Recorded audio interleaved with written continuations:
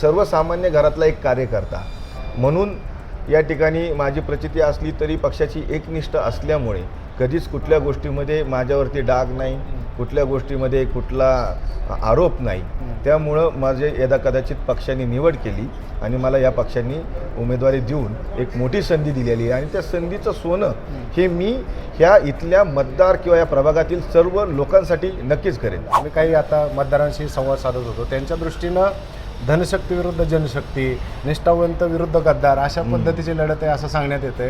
तर तुमच्या दृष्टीनं काय आहे? त्यामध्ये असं म्हणणे की त्यांना पक्षाने संधी दिली, पक्षाने नगरसेवक केलं, अध्यक्ष केलं, त्यानंतर अचानकच त्यांना रात्रीच स्वप्न पडलं की मी आमदार व्हावं म्हणून. या ठिकाणच्या समस्या आहे लाईट, रोड, पाणी, कचरा, ह्याच बेसिक समस्या आहे. या बेसिक समस्येवरती जर आपण चांगलं काम केलं किंवा चांगलं प्रशासनाला विश्वासात घेतलं, आडवाआडवीची भूमिका घेतली नाही, बिल्डर लोकांसाठी काम न करण्याची भूमिका जर घेतली तर इथं नक्कीच चांगली कामं होतील.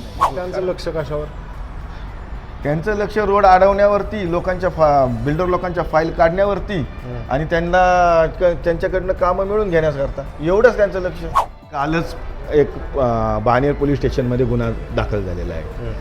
राष्ट्रवादी काँग्रेस पक्षाच्या उमेदवारांना त्यांचा पराजय दिसू लागलेला आहे. म्हणून आता ते हळदी कुंकू रात्रीच्या 11 आणि 12 वाजता हळदी कुंकाचे निमंत्रण देण्यासाठी लोकांच्या घरोघरी जातात. त्यांना एक कुकर देतात आणि कुकर बरोबर सांगतात की एवढे एवढे पैसे घ्या आणि आमच्या उमेदवारांना मतदान करा. आजपर्यंत तुम्ही त्यांच्या पाया पडत होता, दिसन तिथं मागं पुढं करत होता, तेव्हा चाललं. तिकीट डावललं म्हणून लगेच तुम्हाला राष्ट्रवादीचे नेते जवळचे वाटायला लागले. कालपर्यंत त्यांच्याबद्दल अपशब्द वापरून, त्यांच्याबद्दल कितीतरी घाणेरड्या शब्दामध्ये त्यांच्यावर बोलून, त्यांना टॉन्ट मारून कितीतरी भाषणं जर काढली तर कायम त्यांच्यावरती भाषणं. आज त्यांच्या मांडीला जाऊन बसणं आणि एकदम प्रेमात पडणं. रात्रीच स्वप्न पडले आणला की हे आपले नाही आणि हे आपले आता, आणि त्यांच्यावरती प्रेम त्यांना जागं झालेलं.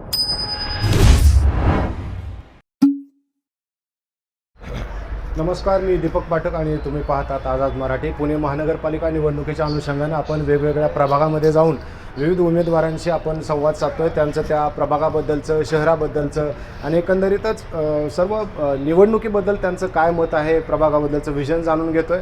आज आपण आलेलो आहोत प्रभाग क्रमांक 9मध्ये. प्रभाग क्रमांक 9 हा पुणे शहरामध्ये ज्या हाय व्होल्टेज लढती होत आहेत, स्टार वॉर ज्याला म्हटलं जातं आहे, अशापैकी एक मतदारसंघ आहे. या मतदारसंघामध्ये भारतीय जनता पक्षाकडून लहू बालवडकर यांना उमेदवारी देण्यात आलेली आहे. तर लहू बालवडकर यांचेच एकेकाळचे सहकारी असणारे अमोल बालवडकर यांचा पत्ता या मतदारसंघातनं कट केल्यानंतर त्यांनी राष्ट्रवादी काँग्रेसमध्ये प्रवेश केला आहे आणि यानंतर अतिशय म्हणजे ऐन थंडीमध्ये या मतदारसंघामध्ये गरम वातावरण झाल्याचं पाहायला मिळतं आहे. आपण लहू अण्णांशी संवाद साधूयात.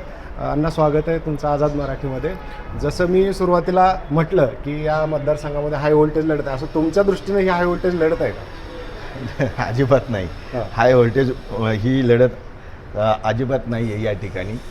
आता पुणे महानगरपालिकेची सार्वत्रिक निवडणूक लागल्यानंतर प्रभाग क्रमांक 9 मधनं भारतीय जनता पार्टीमधनं 4 उमेदवार कोण फायनल होणार अशी परिस्थिती असताना या ठिकाणी जवळपास आमच्या पक्षामधनं, आमच्या भागामधनं 48 जणांनी इच्छुक फॉर्म पक्षाकडे दिले होते भरून. त्यापैकी 4 जण या ठिकाणी सिलेक्ट होणार होते. पैकी आम्ही 4 जण या ठिकाणी झालेलो आहे आणि 4 जण झाल्यानंतर बाकीच्यांनी जे निष्ठावंत कार्यकर्ते आहेत किंवा जे पक्षाशी कायम निष्ठेने राहतात आणि पक्षाचे काम करतात, असे कार्यकर्ते थांबून गेले. उमेदवारी डिक्लेअर झाल्यानंतर दुसऱ्या दिवशी ज्यांनी पालिकेमध्ये फॉर्म भरले होते तेही माघारी झाली आणि सगळेजण जोमाने कामाला लागलेले आहे. यामध्ये तुम्ही म्हणताय की थंडीमध्ये गरम वातावरण झालेलं, असं काही नाही आहे. कारण भारतीय जनता पार्टी पक्ष हा या भागामधला अतिशय मोठ्या प्रमाणामध्ये वाढलेला पक्ष आहे आणि नागरिकांनी, मतदार बंधू भगिनींनी या पक्षाच्या जे नेते आहेत, जे माजी नगरसेवक होते, त्यांच्यावरती भरभरून प्रेम केलेलं आहे. उमेदवारी जाहीर झाल्यानंतर ही इलेक्शन ही इथल्या नागरिकांनी हातात घेतलेली आहे, मतदारांनी हातात घेतलेली आहे. असं नाही की कुणीतरी काहीतरी करण आणि याच्यामध्ये जादू करण, असा कुठलाच इथं विषय राहिलेला नाही. आता कालचा विषय जर तुम्हाला सांगायचा म्हटलं तर त्यांचा प्रेशर वाढायला लागलेला आहे आणि ते आता कुकर वाटप सुटल्यात की बाबा मतदारांनो आम्हाला मतदान करा, आम्ही तुम्हाला कुकर देतो, काहीतरी प्रबोधन देतो, अशा परिस्थिती चालू झालेली आहे. त्यामुळे वातावरण हा एकदम शांत आहे, एकदम स्वच्छ आणि सुंदर या ठिकाणी आहे. आपण या मुद्द्यावर बोलूच, पण आम्ही काही आता मतदारांशी संवाद साधत होतो. त्यांच्या दृष्टीनं धनशक्ती विरुद्ध जनशक्ती, निष्ठावंत विरुद्ध गद्दार अशा पद्धतीची लढत आहे असं सांगण्यात येते. तर तुमच्या दृष्टीनं काय आहे लढत? धनशक्ती विरुद्ध जनशक्ती ही लढत बरोबर आहेत. कारण धनशक्ती म्हटलं तर इथं जे पूर्वीपासूनचे नगरसेवक आहेत ते या प्रभागामध्ये पुन्हा एकदा या निवडणुकीमध्ये उतरलेले आहे. त्यांचा कायमचा तो स्टँड असतो की पैशावरती ही निवडणूक जिंकता येते. त्याच्यानंतर आत्ताच भारतीय जनता पार्टीतनं ज्यांना तिकीट मिळालं नाही असे त्यांच्याबरोबर जाऊन एकनिष्ठेची व्याख्या सांगणारे ते त्यांच्याबरोबर गेलेत आणि आता राष्ट्रवादीचं तिकीट घेऊन माझ्यासमोरच त्यांची लढत आहे. असं या ठिकाणी लढत आहे. आता धनशक्ती विरुद्ध जनशक्ती तर जनता ह्याच्यामध्ये ह्या निवडणुकीमध्ये जनताच उतरलेली आहे. कारण ह्यांचे जे 7-8 वर्षाची कामं आहे ह्यांनी आत्ता पाहिलेली आहे जनतेने, ह्या मतदारांनी पाहिलेली आहे. सुतारवाडी, पाषाण, सोमेश्वरवाडी या भागामध्ये जा आणि कधीही त्यांना जाऊन विचारा की आम्हाला हे जे माझी 2 नगरसेवक होते कधी आले का आमच्याकडे आणि आमची काही कामं केली का, ती लोकच तुम्हाला उत्तरं देतील मी देण्यापेक्षा. की लोक तुम्हाला सांगतील कशी परिस्थिती येते. बरं, भारतीय जनता पार्टी जे कार्यकर्ते आहेत किंवा नेते मंडळी जे आहेत तर ते नेहमी असं सांगत असतात की आमचा पक्ष हा एक परिवार आहे. आता या परिवाराचं नेतृत्व पुण्यामध्ये चंद्रकांत दादा करतायत, मुरलीधर मोहोळ करतायत आणि त्यांच्या नेतृत्वाखाली तुम्ही सगळे काम करतायत. मात्र या परिवारातून आता बाहेर पडलेले नेते परिवारातल्या ज्येष्ठ नेत्यांवरती अतिशय खालच्या पातळीवरती जाऊन टीका करतायत. हे एक कार्यकर्ता म्हणून ऑब्वियस तुम्हाला पण वाईट वाटत असेल. तुमचं काय म्हणणं आहे नेमकं याच्यावर? याच्यामध्ये असं म्हणणं आहे की त्यांना पक्षाने संधी दिली, पक्षाने नगरसेवक केलं, अध्यक्ष केलं, त्यानंतर अचानकच त्यांना रात्रीच स्वप्न पडलं की मी आमदार व्हावं म्हणून. आता यामध्ये एकनिष्ठेची व्याख्या जर तुम्हाला सांगायची म्हटलं तर पुण्यातलं एक उदाहरण सांगता येईल मागच्या काळातलं की ज्या वेळेस पुणे शहराचे खासदार अनिल शिरोळे होते तर खासदार असताना त्यांना पक्षाने थांबायला सांगितलं, ते थांबले आणि ते थांबल्यानंतर त्यांच्या जागेवर स्वर्गीय गिरीशजी बापट यांना उमेदवारी दिली. पण अनिल शिरोळे साहेबांनी कधी ते पक्षाबरोबर गद्दारी किंवा बंड असा केला नाही. ते पक्षाबरोबर एकनिष्ठ आजपर्यंत राहिलेले आहेत. अशी बरीचशी उदाहरणं पुणे शहरात किंवा बाकीच्या ठिकाणी या निवडणुकीत सुद्धा अनेकांचे तिकीट कापल्यात. 42 जणांचे पुणे शहरामध्ये तिकीटं कापल्यात. ते त्यातले जे पक्षाचे एकनिष्ठ आहेत ते पक्षाबरोबरच आत्ता पक्षाच्या दिलेल्या उमेदवारांची कामं त्या प्रभागामध्ये करतात आणि त्या उमेदवाराला निवडून आणण्याची जबाबदारी त्यांनी पूर्णपणे दिलेली आहे. यातनं असं आहे की पक्षाने जर थांबवलं तर पक्ष नक्कीच मोठी संधी देत असतो. ही अशी कितीतरी उदाहरणं आहेत. 2019ला चंद्रकांतदादा पाटील आमदार झाले, त्यानंतर मेधाताईंना या ठिकाणी राज्यसभेला खासदार केलं ना पक्षाने. म्हणजे हे एकनिष्ठेचं उदाहरण आहे. अशी कितीतरी उदाहरणं आपल्या पुणे शहरात असन, आपल्या पुणे जिल्ह्यात असन किंवा महाराष्ट्र राज्यामध्ये आहे. भरपूर सांगता येईल. आणि तुमच्या निवडणुकीकडं खूप खरं तर शहराचं लक्ष लागलं आहे. अनेक जण आपल्या आपल्या पद्धतीनं विश्लेषण करतात की तुम्हाला तिकीट का मिळालं, त्यांचं तिकीट का कट झालं. तुमच्या दृष्टीनं तुमचे प्लस पॉईंट काय आहेत, त्यांचं तिकीट का कापलं गेलं आणि तुम्हाला तिकीट का दिलं गेलं असं तुम्हाला वाटतं? मी जेव्हापासून पक्षामध्ये आलो तेव्हापासून पक्षाशी एकनिष्ठ राहिलो. पक्षाबरोबर कधीच कुठल्या गोष्टीमध्ये मागं हटलो नाही. भारतीय जनता पार्टी महाराष्ट्र प्रदेशाने जे कार्यक्रम आले, पुणे शहराकडनं जे कार्यक्रम आले ते मी माझ्या प्रभागामध्ये करण्याचा प्रयत्न या ठिकाणी केलेला आहे. कुठलेही काम, एक उदाहरण सांगायचं की मागच आत्ता राज्याचे मुख्यमंत्री देवेंद्र फडणवीस साहेब यांचा वाढदिवस या ठिकाणी झाला. त्यावेळेस रवींद्र चव्हाण साहेबांनी सांगितलं होतं की वाढदिवस साजरा करताना आपल्याला रक्तदान मोठ्या प्रमाणात करायचं आहे. तर आम्ही एका दिवसामध्ये माझ्या प्रभागामध्ये 1014 बॉटल रक्तदान आम्ही बॉटल्स या ठिकाणी जमा केल्या. म्हणजे असे काही छोटे मोठी कामं आमच्याकडे आली, आम्हाला आदेश आला तर आम्ही पक्षाच्या आदेशावर काम करणारे कार्यकर्ते, सर्वसामान्य घरातला एक कार्यकर्ता म्हणून या ठिकाणी माझी प्रचिती असली तरी पक्षाची एकनिष्ठ असल्यामुळे कधीच कुठल्या गोष्टीमध्ये माझ्यावरती डाग नाही, कुठल्या गोष्टीमध्ये कुठला आरोप नाही. त्यामुळं माझे यदा कदाचित पक्षाने निवड केली आणि मला या पक्षांनी उमेदवारी देऊन एक मोठी संधी दिलेली आहे आणि त्या संधीचं सोनं हे मी ह्या इथल्या मतदार किंवा या प्रभागातील सर्व लोकांसाठी नक्कीच करेन.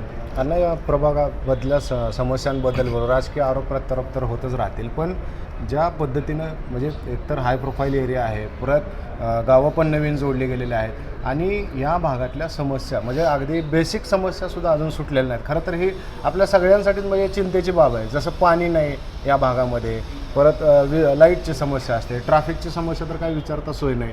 या बेसिक समस्या सोडवणं झालं नाही. खूप मोठी शोकांकित काय आहे इथं, कारण काम करण्यासाठी खूप काही गोष्टी या बाणेर बालेवाडीमध्ये होत्या, पण कधीच ह्या गोष्टीचं आत्तापर्यंत कायमस्वरूपीचं तिथं उत्तर मिळालेलं नाही आहे. नागरिक संभ्रमात होते, म्हणून नागरिकांच्याच प्रतिक्रिया घेऊन की इथं नवीन चेहऱ्याला संधी दिली पाहिजे, जो नवीन विजन घेऊन येईल, लोकांसाठी काम करण, अशा नेतृत्वाला तुम्ही संधी द्या, असा सर्वेमध्ये रिपोर्ट आल्यामुळे मला या ठिकाणी उमेदवारी मिळालेली आहे. आणि या ठिकाणच्या समस्या आहे लाईट, रोड, पाणी, कचरा, ह्याच बेसिक समस्या आहे. या बेसिक समस्येवरती जर आपण चांगलं काम केलं किंवा चांगलं प्रशासनाला विश्वासात घेतलं, आडवाआडवीची भूमिका घेतली नाही, बिल्डर लोकांसाठी काम न करण्याची भूमिका जर घेतली तर इथं नक्कीच चांगली कामं होतील. कारण मिसिंग लेन इथं प्रत्येकाला माहिती आहे की प्रत्येक गावामध्ये काही ना काहीतरी रोड बंद आहे. ते रोड कुणामुळं आणि कशामुळे बंद आहे, ह्या प्रत्येक गोष्टीचं वेळोवेळी उत्तर मी नक्कीच या ठिकाणी देईन. तुमचा प्रश्न होता की या प्रभागासाठी काय करणार, तर सर्वांगीण विकास म्हणजे बाणेर बालेवाडी पुरताच नव्हे तर सुतारवाडी, पाषाण आणि सोमेश्वरवाडी, त्याचबरोबर 2 गावे आमच्याकडे नवीन आलेली आहे, सूस आणि म्हाळुंगे. या गावाचा विचार करता, तिथली भौगोलिक परिस्थिती पाहता, तिथल्या बाकीच्या सगळ्या गोष्टी पाहता, त्या गोष्टीचं आम्ही पूर्णपणे प्लॅनिंग करून आता मतदार जनतेसमोर आम्ही ते मांडणारच आहोत. पण माझा प्रश्न सिंपल आहे. खासदार भाजपचे आहेत, आमदार भाजपचे आहेत, या भागामध्ये नगरसेवक भाजपचे होते, एवढं असूनही या समस्या सुटल्या नाहीत, ज्यात तुम्ही कशा सोडवणार आहात? कधीपर्यंत तुम्ही काय असं सगळ्यांना आव्हान किंवा शब्द देत आहे का की ह्या मी निवडून आलो तर एवढ्या दिवसात टाईम लिमिटमध्ये मी हे ज्या गोष्टी ज्या टाईम लिमिटमध्ये संपणार आहेत त्या नक्कीच, जसं की प्लेग्राऊंडचा विषय आहे. प्लेग्राऊंड आमच्या बालेवाडीमध्ये एवढं 5 एकरमध्ये प्लेग्राऊंड आहे. गार्डनचा विषय आहे. त्यानंतर आमच्या इकडं मिसिंग लेनचा विषय आहे. हॉस्पिटलचा विषय आहे. 2015-16पासनं जे विषय प्रलंबित आहे, अर्धवट बांधकाम आहे, ती पूर्ण करण्याचा प्रयत्न आम्ही करतो. कधीपर्यंत होणार? पुढच्या वर्षभरामध्ये ह्या गोष्टी पूर्ण होऊ शकतात. कारण त्याच्यात मनामध्ये ती हे लागतं, आपल्याकडं इच्छाशक्ती लागते की हे प्रकल्प पूर्ण. कारण 2015-16 मधले प्रकल्प आत्ता जर आपण जाऊन पाहिलं तर सगळे अपूर्ण आहे. त्याला जर निधी पालिकेकडनं घेतला असता तर 2017, 18, 19 कोविडच्या आधीपर्यंत हे सगळे प्रकल्प पूर्ण झाले असते. हॉस्पिटल पूर्ण झालं असतं. त्यानंतर त्या हॉस्पिटलचा उपयोग आपल्याला कोविडमध्ये झाला असता. 200 बेडचं हॉस्पिटल या ठिकाणी आहे, पण त्याला निधी आणलाच नाही. का आणला नाही? काय कारण? इच्छाशक्तीच नव्हती ना. नंतर कोविड नंतर लक्षात आलं, अरे हॉस्पिटल पाहिजे. कोविड आल्यानंतर तेव्हा धावपळ झाली, तेव्हा कुठंतरी या गोष्टीचं आहे. पण आधी विजन नसल्यामुळं, लक्ष नसल्यामुळं ते तसंच धूळ खात पडलं होतं. बांधलेली बिल्डिंग हॉस्पिटलसाठी धूळ खात बसली होती. दुसरं सांगतो की इथं ई-लर्निंग स्कूल ही 2014-15 मध्ये त्याचं स्ट्रक्चर उभं झालेलं आहे. तिथं स्ट्रक्चर उभं राहून ती अजूनही 2025 चालू झालं. 25 संपलं, 26 चालू झालं, तरी अजून तशीच आहे. म्हणजे 2017 ते 2025 ह्या 9 वर्षाच्या काळामध्ये ई-लर्निंग स्कूल शाळा चालू व्हायला नाही. हे अपयश आहे. आणि आम्ही म्हणजे तुम्ही हे सगळं आमदारांवरती, खासदारांवरती ढकलून हे चालणार नाही ना. आपली इच्छाशक्ती पाहिजे. आपण काहीतरी तिथं जाऊन म्हटलं पाहिजे की मला फंड द्या, हे मला काम करायचं आहे, इथं शाळा चालू करायची, मला इथं हॉस्पिटल चालू करायचं आहे, इथं मला गार्डन करायचं आहे, इथं मला प्लेग्राऊंड करायचं आहे, ह्या मिसिंग लेन मला पूर्ण करायच्यात, मला इकडं कॉन्क्रिटीकरण करायचं आहे, मला इथं फुटपाथ करायचं आहे. असं काहीच नाही. मग त्यांचं लक्ष कशावर? त्यांचं लक्ष रोड अडवण्यावरती, लोकांच्या बिल्डर लोकांच्या फाईल काढण्यावरती आणि त्यांच्याकडनं कामं मिळून घेण्याकरता, एवढंच त्यांचं लक्ष. बरं, पण तुम्ही शब्द देताय लोकांना की मी हे निवडून आल्यानंतर हे ताबडतोब पहिले युद्ध पातळीवर हे जे सगळे तुम्ही मुद्दे सांगता हे कराल.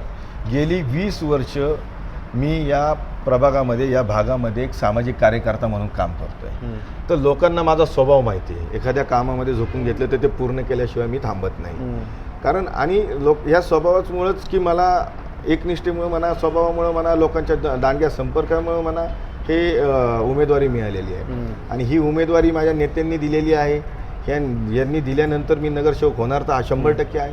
ह्या झाल्यानंतर ह्या गोष्टी सगळ्यात पहिल्या ज्या नागरिकांच्या उपयोगाच्या गोष्टी आहेत त्या सोडवण्यामध्ये रात्रंदिवस काम करणारा मी कार्यकर्ता आहे. आता त्या सोडवून घेण्यासाठी यदा कदाचित जर मला आंदोलन करावं लागलं, सभागृहामध्ये जाऊन जर तिथं बसावं लागलं, महापौर कोण असते त्यांच्याशी भांडावं लागलं, स्टँडिंग कमिटी चेअरमन कोण असते त्यांच्याशी भांडावं लागलं, तर नक्कीच या नागरिकांच्या सोयीसाठी सुविधासाठी त्या ठिकाणी आम्ही भांडणं करू. अण्णा, तुम्ही सुरुवातीला सांगितलं काय प्रेशर कुकर वाटप वगैरे, काय नेमकं प्रकार? आता कालच एक बाणेर पोलीस स्टेशनमध्ये गुन्हा दाखल झालेला आहे. राष्ट्रवादी काँग्रेस पक्षाच्या उमेदवारांना त्यांचा पराजय दिसू लागलेला आहे. म्हणून आता ते हळदी कुंकू रात्रीच्या 11 आणि 12 वाजता हळदी कुंकाचे निमंत्रण देण्यासाठी लोकांच्या घरोघरी जातात. त्यांना एक कुकर देतात आणि कुकर बरोबर सांगतात की एवढे एवढे पैसे घ्या आणि आमच्या उमेदवारांना मतदान करा. तर नक्कीच मतदार राजा हा एकदम हुशार आहे. पैशाच्या लोभामध्ये ते येणार नाही. लाडक्या बहिणींवर विश्वास आहे तुमचा? लाडक्या बहिणीवर म्हणजे देवेंद्र फडणवीस देवाभाऊंनी जे मुख्यमंत्र्यांनी आत्तापर्यंत महाराष्ट्रासाठी केलेले ते कुणी केलेलं नाही आहे. महाराष्ट्राचे मुख्यमंत्री एवढे कणखर आहेत की त्यांनी जे प्रकल्प भविष्यासाठी या महाराष्ट्रासाठी असेल किंवा या पुणे शहरासाठी असेल केलेत, तर त्यांचे जे प्रकल्प आहेत ते पुणे शहराच्या पुढच्या 20, 25, 30 वर्षाच्या म्हणजे आपल्या येणाऱ्या पिढीसाठी अत्यंत उपयोगाचे आणि अत्यंत चांगल्या पद्धतीचे विजन असलेले प्रकल्प आपल्या पुणे शहरामध्ये त्यांच्या माध्यमातून येत आहे. मला आता कुकर वाटले जातात का, म्हणजे काय हे काय व्हायला लागले? असं भीती वाटायला लागलेली, आम्ही काय पडतोय का काय. त्यामुळं ते कुकर महिलांना देऊन हळदी कुंकवाचं निमंत्रण देऊन कुठंतरी आमच्या प्रचार फेरीला या, आमच्या प्रचार सभेला या, असे काहीतरी प्रबोधन देऊन हे मतदारांना भूलतापा देऊन आता ह्या गोष्टी व्हायला लागलेल्या आहे. कारण त्यांचा पराजय त्यांना दिसू लागलेला आहे. आता त्यांच्याकडनं तुमचे जे विरोधी उमेदवार आहेत त्यांच्याकडनं मुरलीधर अण्णा असू द्या, चंद्रकांत दादा असू द्या, यांना लक्ष केलं गेलं. देवेंद्र फडणवीसांना सुद्धा याच्यामध्ये ओढलं गेलं, त्यांचा एक व्हिडिओ टाकण्यात आला. हे सगळं बघून तुम्हाला काय वाटतंय आणि तुम्हाला या दोन नेत्यांबद्दल काय वाटतं? कारण त्यांनी या भागामध्ये जे तुम्ही सुरुवातीला सांगितलं की कामं काय झालेले आहेत, तुम्हाला ही टीका कशी, तुम्ही या सगळ्या टीकेकडे कसं बघताय? अतिशय खंत वाटते. दुर्दैव आहे, कालपर्यंत आपण ज्यांच्या पाया पडत होतो त्यांच्याबद्दल असं बोलणं योग्य नाही. कारण नेत्यांच्या माध्यमातून आपल्याला कुठं कधी मदत झालेली आहे. त्यांच्या मनाने त्यांनीच त्यांच्या मनाला विचारावं की नेत्यांनी मला कुठं कधी मदत केली. कारण माझ्या नेत्यांवरती जर तुम्ही टीका करत असाल तर मी काय शांत बसणार आहे का? कालपर्यंत तुम्ही त्यांच्या पाया पडत होता, दिसन तिथं मागं पुढं करत होता, तेव्हा चाललं. तिकीट दावलं म्हणून लगेच तुम्हाला राष्ट्रवादीचे नेते जवळचे वाटायला लागले. कालपर्यंत त्यांच्याबद्दल अपशब्द वापरून, त्यांच्याबद्दल कितीतरी घाणेरड्या शब्दामध्ये त्यांच्यावर बोलून, त्यांना टॉन्ट मारून कितीतरी भाषणं जर काढली तर कायम त्यांच्यावरती भाषणं. आज त्यांच्या मांडीला जाऊन बसणं आणि एकदम प्रेमात पडणं. रात्रीत स्वप्न पडले यांना की हे आपले नाही आणि हे आपले आता, आणि त्यांच्यावरती प्रेम त्यांना जागं झालेलं आहे. आजपर्यंतचा इतिहास आहे. बरं, इथली जनता सांगेन आमच्या प्रभागातली की खरी भांडणं कुणाची कुणात होती, कुणाबरोबर होती ती. बरं, आता इथं संघ परिवार तुमच्या सोबत आहे, प्रचार तुम्ही जोरदार करताय, लोकांमध्ये जाताय. लोकांचं काय म्हणणं आहे या सगळ्या प्रकार, ज्या पद्धतीनं टीका केली जाते त्यांच्याकडनं लोक काय बोलतात? जे म्हणजे पूर्ण शहरामध्ये, आता बघा निवडणूक तर पूर्ण शहरामध्ये, परंतु अशा पद्धतीनं खालच्या पातळीवर जाऊन टीका कुठेही होत नाही. मग ह्याच्याबद्दल लोकांमध्ये काय चर्चा? लोकांचं म्हणणं येतं की कुठेतरी पक्षाबरोबर ह्या एकनिष्ठेने राहणं हा तुमचा आहे. कारण का जर असं ह्याच्यापुढे उलटं झालं असतं तर मी पक्षाबरोबर दिसलो असतो, ह्यांच्या पुढे 2 पावलं दिसलो असतो 4 उमेदवारांचं काम करताना. पण आता जर ह्यांना संधी मिळाली नाही म्हणून लगे ह्यांना इकडे गेलं तर लोकांचं नाराजीचं वातावरण खूप आहे आमच्याकडे की असं व्हायला नव्हतं पाहिजे. कारण हे तिकडे गेल्याने जे राष्ट्रवादी काँग्रेस पक्षाचे नेते होते की जे गेली 20 ते 25 वर्ष राष्ट्रवादी काँग्रेसमध्ये असलेले निष्ठावंत कार्यकर्ते, प्रमोद निमन हे आहे गेली ते स्वतः 5 वर्ष नगरसेवक, त्यांची मिसेस 5 वर्ष नगरसेविका, असं असतानाही त्यांना हे तिकडे गेल्यामुळे त्यांचं तिकीट तिथं काटलं गेलं. मग त्या निष्ठावंताचं काय करायचं, अशी परिस्थिती आहे. लोकांमध्ये नाराजी आहे यांच्याबद्दल की राष्ट्रवादी काँग्रेस पक्षाने हे केलं नव्हतं पाहिजे, आपल्याशी जो प्रामाणिक कार्यकर्ता आहे त्यालाच तिकीट दिलं पाहिजे. निवडणुकीमध्ये हार जीत ही होत राहते, पण एवढं घाबरून जायचं काही कारण नव्हतं की भारतीय जनता पार्टीचा उमेदवार ज्याला तिकीट नाही मिळाले त्याच्यासाठी एबी फॉर्म राखून ठेवला, लगे एबी फॉर्मवरती त्यांचं नाव टाकलं आणि तिथं जॉईन लगे सबमिट करून टाकला. पण त्या राष्ट्रवादी काँग्रेसमधल्या माजी नगरसेवक जो निष्ठावंत होता त्याचं काय, बरोबर संभ्रम आहे लोकांमध्ये. लोक अतिशय नाराजीचं वातावरण आहे, त्याचाच फायदा किंवा त्याचीच सहानुभूती म्हणून आम्हाला ती या ठिकाणी मिळते आणि लोक आमचं खूप मोठ्या पद्धतीमध्ये स्वागत करतात. आता तुम्ही सगळे निवडणुकीला सामोरं जाताच आहे, निवडणूक ही आहे, भारतीय जनता पक्षाचे उमेदवार म्हणून तुम्ही आहात. ज्या वेळेला मतदान करण्यासाठी जातील, लहू बालवडकर यांच्या नावासमोरचं ज्यावेळेस बटन दाबण्याची वेळ येईल त्यावेळेस तुमच्या नावापुढचं मतदारांनी बटन का दाबावं, मतदारांना काय आव्हान? मतदारांना मी एवढंच आव्हान करतो की तुम्ही मतदार राजा आहे, आमचं भवितव्य तुमच्या हातात आहे. तसंच आम्ही नवीन चेहरे म्हणून पहिल्यांदाच निवडणुकीमध्ये या ठिकाणी उतरलेलो आहे. नवीन चेहरा आणि नवीन विजन, कारण जुन्या लोकांनी त्याच कामावरती तीच उत्तरं आणि निवडून आल्यानंतर पुन्हा तीच उत्तरं असणार, कधी तुम्हाला भेटणार नाही, दिसणार नाही. आम्ही तरी 24 तास याच ठिकाणी थांबून, कधी रात्री अपरात्री तुम्ही जरी आम्हाला कुठलंही काम सांगितलं तरी तुमच्या कामाशी आम्ही नक्कीच प्रामाणिक राहू. तुमच्यासाठी 24 तास अवेलेबल राहणारी आम्ही व्यक्ती आहे आणि आम्हाला कामाशी काम आहे. आम्ही कामं अडवणे, कुणाला त्रास देणे, कुणाची बांधकामं पाडणे, कुठंतरी हप्ता गोळा करणे, कुठल्याही गोष्टीमध्ये आम्हाला आजपर्यंत गेल्या 19-20 वर्षामध्ये रस नाही आहे. त्याबद्दल मी मायबाप मतदार बंधूंना विनंती करतो की एकदा आम्हाला संधी द्या, नक्कीच या संधीचं सोनं आम्ही या प्रभागासाठी करू, एवढीच आपल्याकडनं अपेक्षा व्यक्त करतो. धन्यवाद अण्णा, खूप वेळ दिला तुम्ही. ॲक्च्युली प्रचाराचा वेळ सुरू आहे तरी त्यातून आम्हाला वेळ दिला. तुम्हाला पुढील वाटचालीसाठी शुभेच्छा. आता ह्याच्यात प्रचाराचा वेळ म्हणजे पुढचे उमेदवार ह्याच्यातच वेळ घालवतात, आम्ही तरी लोकांच्या दारोदारे जाऊन त्यांना नमस्कार करतोय, पाया पडतोय, भेटीगाठी करतोय, आमचं पुढचं विजन सांगतोय. पण आजकाल तुम्ही पाहिलं असेल सगळ्या मीडियावरती एवढंच चाललेलं आहे की फक्त मीडियावरती यायचं, बाईट द्यायची आणि ती फक्त स्प्रेड करायची. हाच त्यांचा प्रचार आहे. बरं, हा खोटा प्रचार आहे. आम्ही लोकांपर्यंत जातोय, लोक आम्हाला बोलवून घेतात, फोन करतात की तुम्ही आमच्याकडे आले नाही, आमच्याकडे येऊन जा, आम्हाला भेटून जा. अशा पद्धतीने आता आम्ही उमेदवार आता त्यांच्या दारापर्यंत जाऊन त्यांना आमचं विजन सांगतोय की आम्ही या प्रभागासाठी काय काय करणार आहोत आणि भविष्यामध्ये आम्ही हा प्रभाग नक्की सर्वांगीण विकास करून सुजलाम सुफलाम करू, हीच या ठिकाणी तुम्हाला ग्वाही देतो. धन्यवाद. तर हे होते लहू बालवडकर, त्यांनी आपलं विजन आपल्या या मुलाखतीमध्ये सांगितलं आहे. त्यांना नेमकी या प्रभागाबद्दल काय वाटतं आणि एकंदरीत जे राजकारण सुरू आहे त्याच्याबद्दल त्यांनी आपलं मत व्यक्त केलं आहे. पुन्हा अजून एका उमेदवारासोबत चर्चा करूयात, त्याच्या प्रभागाबद्दलचं आपण विजन जाणून घेऊया. तुर्तास थांबूया. धन्यवाद.